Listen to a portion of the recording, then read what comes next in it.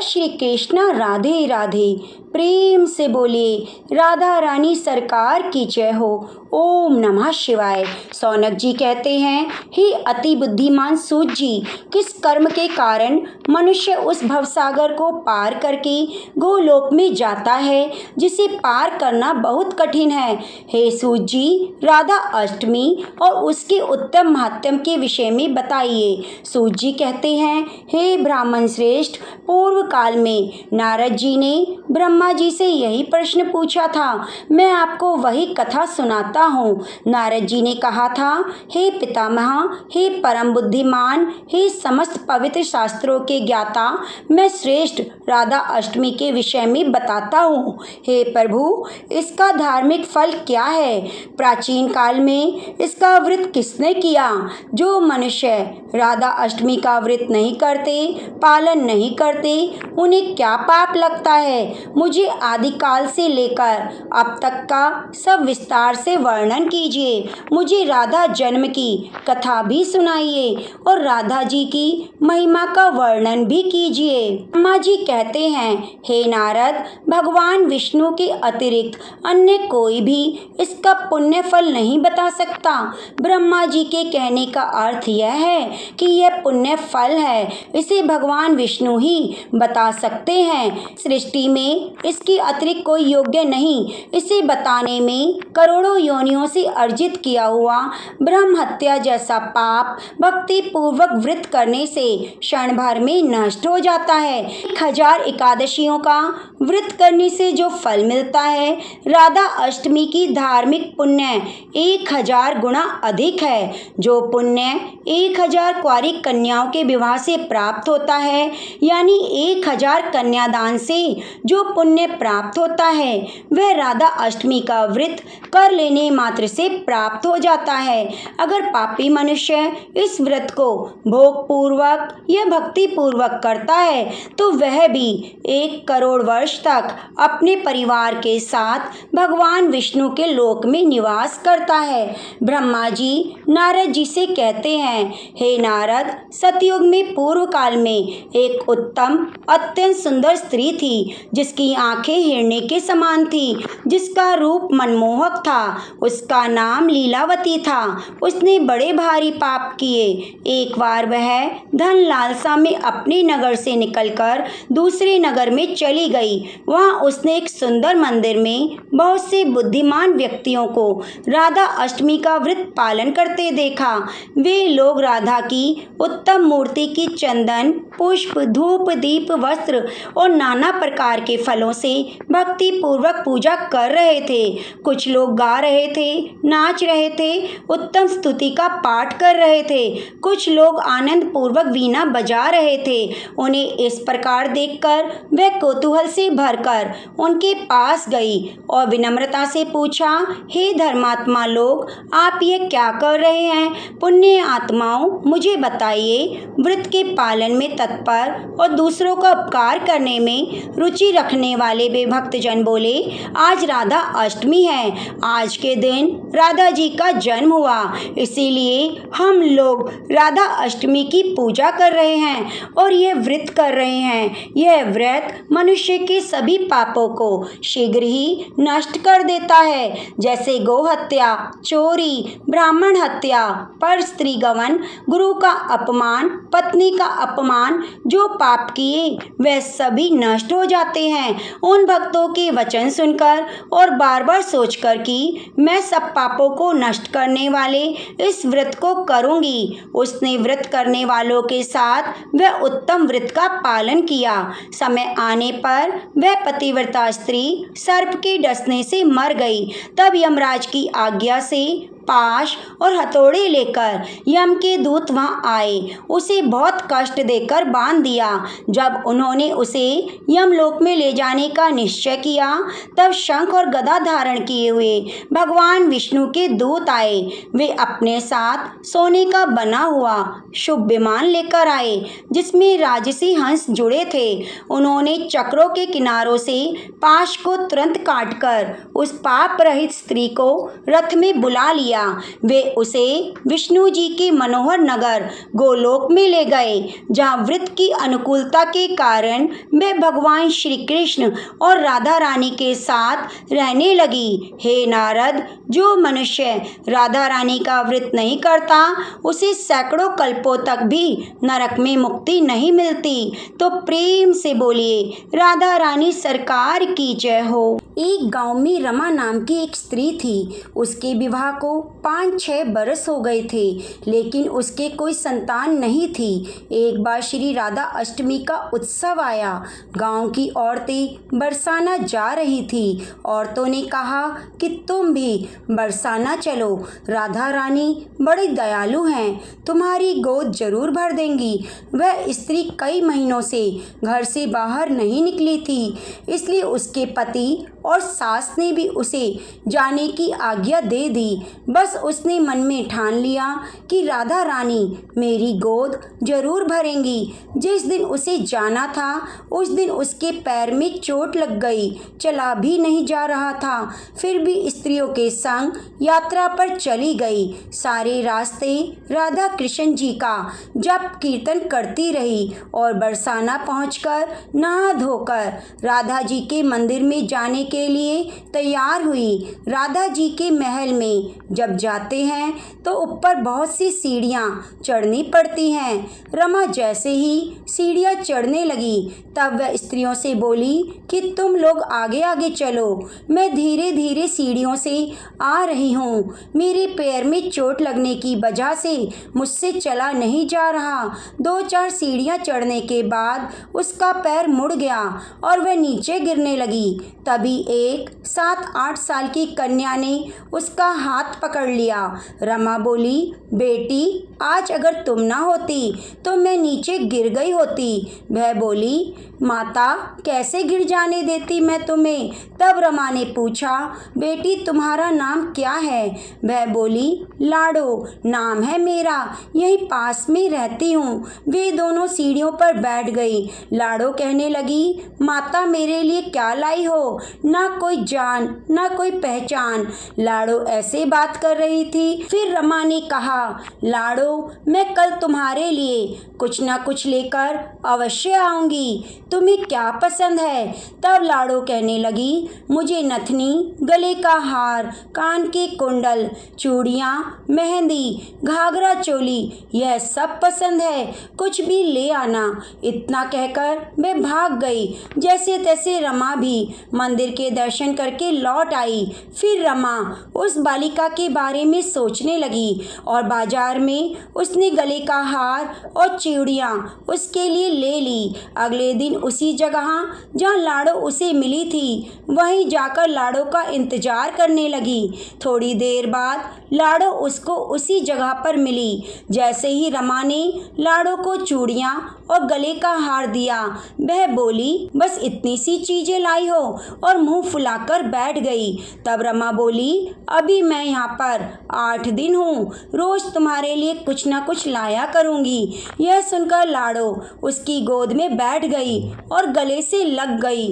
रमा तो रोने लगी क्योंकि उसे एक संतान मिल गई। बड़े प्यार से उसके सिर पर हाथ फेरा। ऐसे ही वह फिर चली गई। रमा ने मंदिर से आकर घाघरा चोली उसके लिए बनवाए। ऐसे ही रोज कुछ ना कुछ उसे दे देती। एक दिन रमा कहती है, अब ये सारी चीजें मुझे पहनकर दिखाओ।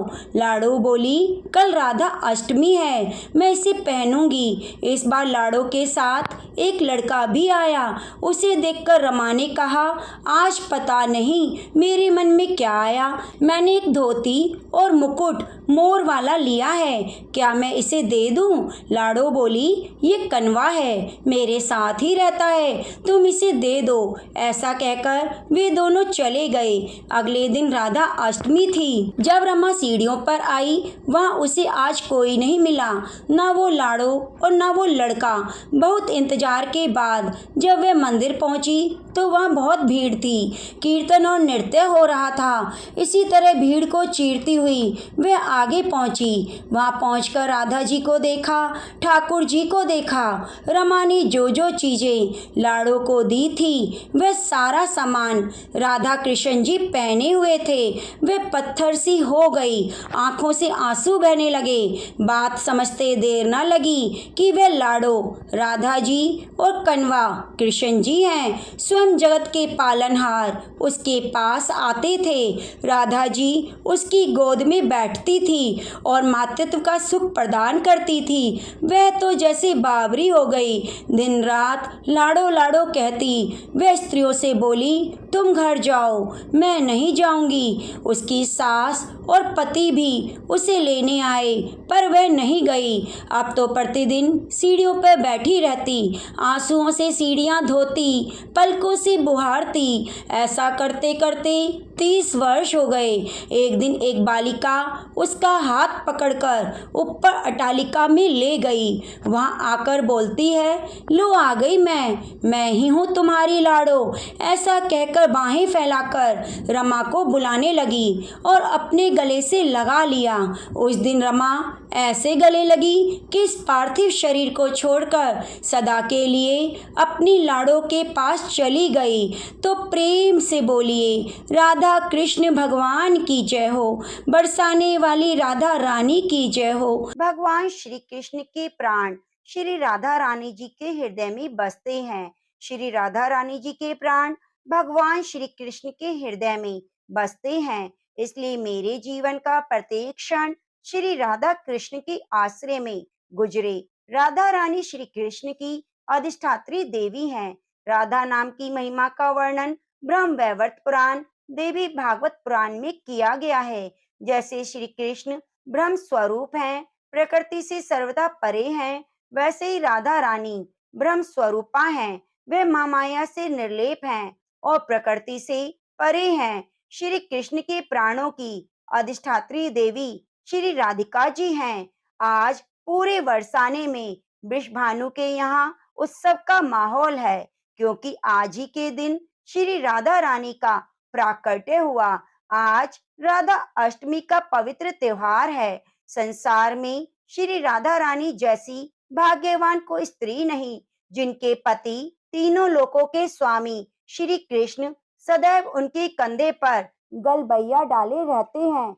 जहाँ भी राधा जी जाती हैं, वे उनके अधीन होकर संग संग जाते हैं। श्री कृष्ण के वाम भाग से प्रकट हुई श्री राधा कठिन तप, प्रेम और सेवा करके ही श्री कृष्ण के प्रेम की स्वामिनी बनी और उन्हें प्राणों से भी अधिक प्रिय हुई। तो आज मैं आपको सुनाने जा रही हूँ राधा अष्टमी के दिन सुनी जाने वाली बड़ी दुर्लभ कथाएं। आप इन कथाओं को पूरे प्रसन्नचित मन से पूरा अवश्य सुनिएगा और कथा सुनते हुए जय श्री राधे जरूर लिखिएगा।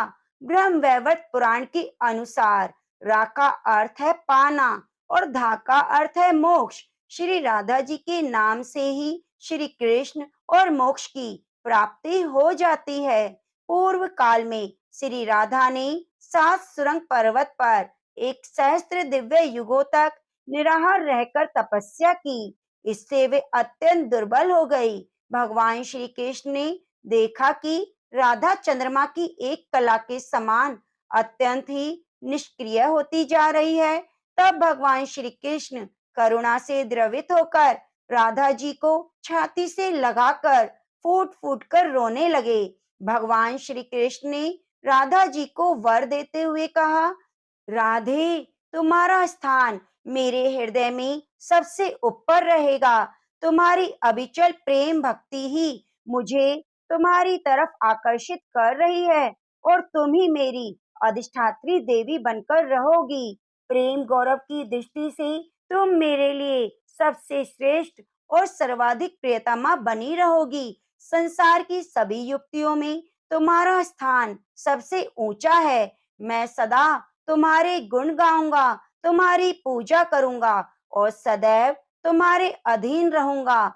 मैं तुम्हारी प्रत्येक आज्ञा का पालन करूंगा। जैसे आभूषण शरीर की शोभा है, इसी प्रकार तुम मेरी शोभा हो। भगवान श्री कृष्ण कहते हैं, श्री राधा मेरी परम आत्मा है, मेरा जीवन है। श्री राधा से ही प्रेम प्राप्त करके मैं उसी प्रेम को भक्तों में बताता हूँ। भगवान श्री कृष्ण की सेवा से ही श्री राधा जी ने सबसे अधिक मनोहर रूप, सौभाग्य, गौरव और श्री कृष्ण के हृदय स्थल में पत्नीत्व प्राप्त किया।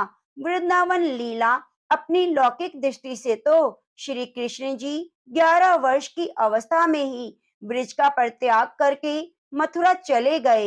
इतनी छोटी अवस्था में स्त्रियों के साथ प्रणय की बात कल्पना में भी नहीं आई। अलौकिक जगत में श्री राधा कृष्ण दोनों सर्वदा एक हैं। फिर भी भगवान ने ब्रह्मा जी को श्री राधा जी की दिव्य विग्रह का दर्शन करने का वरदान दिया। उसकी पूर्ति के लिए उन्होंने ब्रह्मा जी को एकांत वन में श्री राधा जी के दर्शन कराए। वही ब्रह्मा जी के द्वारा रसराज कृष्ण और महाभारत रूपी राधा विवाह लीला भी संपन्न हुई। ये विवाहित श्री राधा जी सदैव ही भगवान श्री कृष्ण के संग रहती हैं, अवश्य ही छिपी रहती हैं।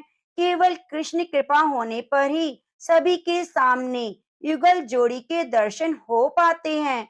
पौराणिक कथाओं के अनुसार राधा माता गोलोक में श्री कृष्ण जी के साथ निवास करती थीं। एक बार भगवान श्री कृष्ण को गोलोक में राधा नजर नहीं आई और कुछ समय बाद वे अपनी सखी विराजा के साथ घूमने चले गए।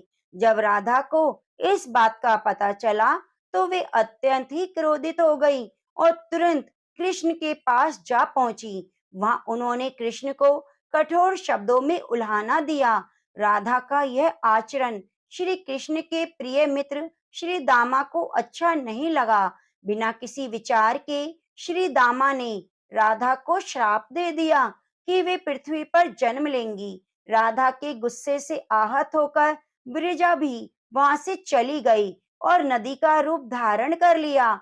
श्री दामा से श्राप मिलने के बाद राधा ने भी उन्हें श्राप दिया कि वे राक्षस कुल में जन्म लेंगे। इसी श्राप के परिणाम स्वरूप श्री दामा का जन्म शंखचूड़ दानव के रूप में हुआ, जो आगे चलकर भगवान विष्णु का महान भक्त बना। दूसरी ओर राधा ने पृथ्वी पर वृषभानु जी के घर पुत्री के रूप में अवतार लिया। राधा जी का जन्म वृषभानु जी के घर तो हुआ, लेकिन देवी कीर्ति के गर्भ से नहीं। जब राधा और श्री दामा ने एक दूसरे को श्राप दिया, तब भगवान श्री कृष्ण ने कहा था कि राधा को वृषभानु और देवी कीर्ति की पुत्री बनकर पृथ्वी पर रहना पड़ेगा। मनुष्य योनि में आपके विवाह का संबंध एक वैश्य से होगा, तो मेरे ही अंश का अवतार होगा। इस प्रकार आप पृथ्वी पर ही मेरी संगिनी रहेंगी, लेकिन हमें पृथ्वी पर अलग होने का दुख सहन करना पड़ेगा। इसके बाद भगवान श्री कृष्ण ने राधा से कहा कि अब आप मनुष्य योनि में जन्म लेने की तैयारी करें। संसार के सामने वृषभानु जी की पत्नी गर्भवती हुई। जिस प्रकार एक शिशु का जन्म होता है, उसी प्रकार देवी कीर्ति का भी प्रसव हुआ। हालांकि वास्तव में राधा का जन्म उनके गर्भ से नहीं हुआ था। भगवान की माया से उनके गर्भ में वायु आ गई थी और उसी वायु से राधा का प्राकट्य हुआ। प्रसव के समय देवी कीर्ति को पीड़ा हो रही थी और उसी समय राधा के रूप में एक सुंदर कन्या का जन्म हुआ। राधा का अवतरण भादो मास के शुक्ल पक्ष की अष्टमी तिथि को हुआ। तभी से हर वर्ष इस दिन को राधा अष्टमी के रूप में मनाया जाता है। राधा अष्टमी के दिन विशेष पूजा होती है। सभी भक्त राधा जी की महिमा का गुणगान करते हैं। बरसाने में तो इस समय धूम होती है। एक बार जब श्री कृष्ण ने राधा जी से पूछा कि उनकी भक्ति का रहस्य क्या है, तो राधा जी ने उत्तर दिया कि उनकी भक्ति में केवल प्रेम और समर्पण है। राधा जी ने भगवान श्री कृष्ण को भक्ति का सबसे सुंदर और महान रूप दिखाया। उनकी भक्ति ने उन्हें अद्वितीय बना दिया। इसीलिए राधा अष्टमी का पर्व प्रेम और भक्ति की महिमा का है। एक बार नारद मुनि ने पृथ्वी लोक पर राधा नाम की महिमा सुनी और सुना कि वही ही श्री कृष्ण की अधिष्ठात्री देवी हैं और सबसे बड़ी भक्त हैं। नारद जी को लगता था कि वे श्री हरि के सबसे बड़े भक्त हैं। अपने मन की शंका का निवारण करने के लिए नारद जी श्री कृष्ण के पास गए।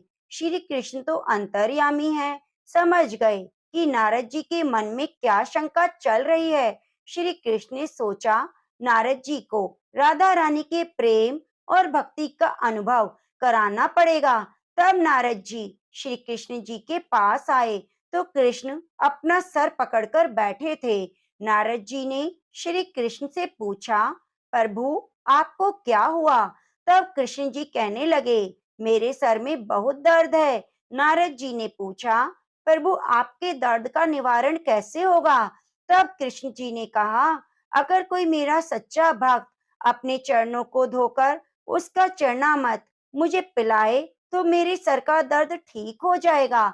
नारद जी सोचने लगे, मैं हरि का भक्त हूँ, लेकिन श्री कृष्ण को अपने चरणों का अमृत पिलाने से मुझे नरक तुल्य पाप लगेगा, इसलिए ऐसा पाप मैं अपने सर नहीं ले सकता। नारद जी ने रुक्मणी जी से और बाकी रानियों से इस समस्या को सुनाया, लेकिन कोई भी इस पाप को अपने सर पर लेने को तैयार नहीं हुई। नारद जी को राधा रानी की याद आई कि वह भी तो श्री कृष्ण की सच्ची भक्त हैं। नारद जी ने जाकर सारा प्रसंग राधा रानी को सुनाया।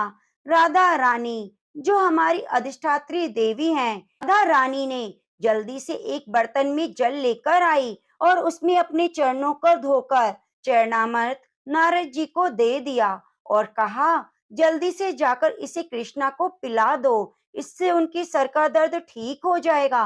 राधा रानी नारद जी से बोलती हैं कि मैं जानती हूँ इससे मुझे नरक तुल्य पाप लगेगा, लेकिन श्री कृष्ण के दर्द के निवारण के लिए मैं कोई भी पाप अपने सर पर लेने को तैयार हूँ। नारद जी श्री कृष्ण के पास गए।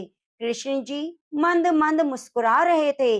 अब तक नारद जी समझ गए कि राधा रानी श्री कृष्ण से निश्चल प्रेम करती है और उनकी सबसे बड़ी भक्त है। श्री कृष्ण ने ये सारी लीला मुझे एहसास कराने के लिए रची है, तो प्रेम से बोलिए राधा कृष्ण भगवान की जय हो।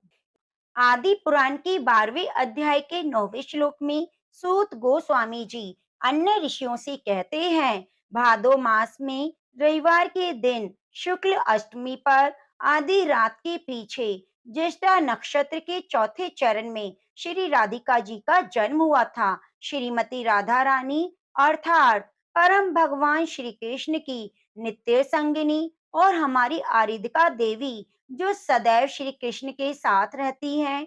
जो भक्त श्री कृष्ण की शुद्ध भक्ति और सेवा प्राप्त करना चाहता है, उसे राधिका जी के चरणों को कसकर पकड़ना चाहिए, क्योंकि वही एक हमारी आराध्य देवी हैं जो हमें श्री कृष्ण को प्रदान कर सकती हैं। तभी तो शील नरोत्तम दास ठाकुर भी कहते हैं कि अपने शरीर को श्रीमती राधा रानी के चरणों की धूल से शोभित करो और फिर आप सरलता से गिरिधारी को प्राप्त कर सकते हो। जो भी व्यक्ति श्री राधिका के चरणों का आश्रय लेता है वो महान जन है और मैं हृदय पूर्वक ऐसी महान आत्मा का गुणगान करता हूँ। तो ऐसी है हमारी परम पाविनी मंगलमय करुणामयी श्रीमती राधिका रानी।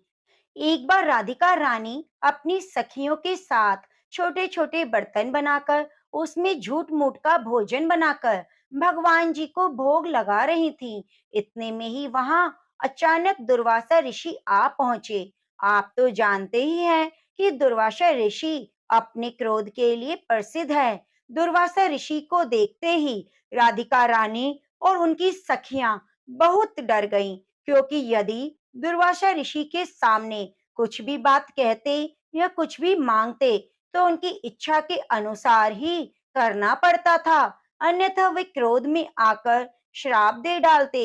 तभी दुर्वासा ऋषि ने राधिका रानी से ऐसी मांग की जो अत्यंत दुर्लभ थी। तो वे मांग क्या थी? एक समय की बात है, ऋषि दुर्वासा जी बरसाने गए हुए थे। उस समय श्री राधा जी अपनी सखियों के साथ खेल रही थी। श्री राधा जी और उनकी सखियां छोटे छोटे बर्तन बनाकर उनमें झूठ मूठ का भोजन भरकर भगवान को भोग लगा रही थी। श्री राधा रानी और उनकी सखियां ये सब देख रही थी और खेल रही थी कि अचानक से दुर्वासा ऋषि वह आ पहुंचे। ऋषि दुर्वासा को देखकर श्री राधिका रानी और उनकी सखियां ऋषि के सामने उठ खड़ी हुईं और डर के मारे कांपने लगी। फिर उनको सादर प्रणाम किया कि बड़े ही सरल भाव से उनका स्वागत करते हुए उन्हें बैठने को कहा। ऋषि दुर्वासा भोली भाली और छोटी छोटी कन्याओं के इस व्यवहार को देखकर बहुत प्रसन्न हुए और उन कन्याओं द्वारा बिछाए गए आसन पर जाकर विराजमान हो गए। जिन दुर्वासा ऋषि की सेवा में कोई गलती ना हो जाए, कोई कमी ना हो जाए, इस डर से त्रिलोकी हमेशा डरती रहती थी। उन्हीं दुर्वासा ऋषि की सेवा भाव श्री राधा जी और उनकी सखियां बड़ी सरलता से कर रही थीं और ऋषि दुर्वासा उन्हें देखकर मंद मंद मुस्कुरा रहे थे। फिर राधा जी की सखियां कहने लगी, ऋषि देव, क्या आपको ज्ञात है कि हमारी राधा रानी बहुत ही स्वादिष्ट लड्डू बनाती हैं और उन्हीं लड्डू से हमने भगवान को भोग लगाया है। अभी आपको भी प्रसाद के रूप में वितरित करेंगी। इसके बाद राधा जी की सखियां जाकर राधा जी के हाथ के बने लड्डू का प्रसाद तो ले आती हैं, परंतु वह लड्डू ब्रिजरज का खेल खेल में बना हुआ झूठ मूठ का था। यह देखकर ऋषि दुर्वासा उनके भोलेपन से बहुत प्रसन्न हुए और हंसने लगे। हंसकर बोलने लगे, प्यारी देवियों, अब क्या मैं यह प्रसाद ग्रहण कर लूं? क्या यह प्रसाद आपने बनाया है? ऋषि दुर्वासा के इस प्रश्न पर सारी सखियां एक साथ एक स्वर में कहने लगी, हाँ ऋषिवर, हमारी प्यारी राधा रानी ने बनाया है और हमारा दावा है आज तक आपने ऐसा लड्डू कभी नहीं खाया होगा। उसके बाद ऋषि दुर्वासा जैसे ही वो झूठ बने लड्डू को प्रसन्नता पूर्वक अपने मुख में डालते हैं, वैसे ही ऋषि पूरी तरह से आश्चर्यचकित रह जाते हैं, क्योंकि एक तो उस लड्डू में ब्रिजरज यानी मिट्टी का स्वाद था, ऊपर से उसको स्वयं श्री राधा रानी ने अपने हाथों से बनाया था। इससे ज्यादा और क्या हो सकता है? अमृत को फीका कर दे ऐसा स्वाद था उस लड्डू में। ऋषि दुर्वासा की आंखों में आंसू आ गए और वे खुशी के मारे अत्यंत आह्लादित हो गए। उन्होंने राधा रानी को अपने पास बुलाया और बड़े ही प्रेम से उनके सिर पर हाथ फेरते हुए आशीर्वाद देते हुए कहा, बेटी राधा, आज से तुम अमृत हंसता हुई हो, अर्थात अमृत बनाने वाले हाथ, तुम्हारे हाथ से बना हुआ भोजन या कोई भी पकवान जो खाएगा वह दीर्घ आयु वाला होगा, हमेशा विजयी होगा। ऋषि दुर्वासा जी धन्य हैं जिनके आशीर्वाद ने श्री कृष्ण और राधा रानी की अत्यंत मनमोहक लीला के लिए एक मार्ग दिखाया। तो प्रेम से बोलिए, जय श्री कृष्णा, राधे राधे। इस दिन भगवान श्री कृष्ण और राधा रानी की पूजा की जाती है। इस व्रत को करने से सभी सांसारिक सुख आनंद प्राप्त होते हैं। मान्यता के अनुसार इस व्रत को करने से धन की कमी नहीं होती, घर में बरकत होती है। तो प्रेम से बोलिए, राधा रानी की जय हो, बांके बिहारी लाल की जय हो।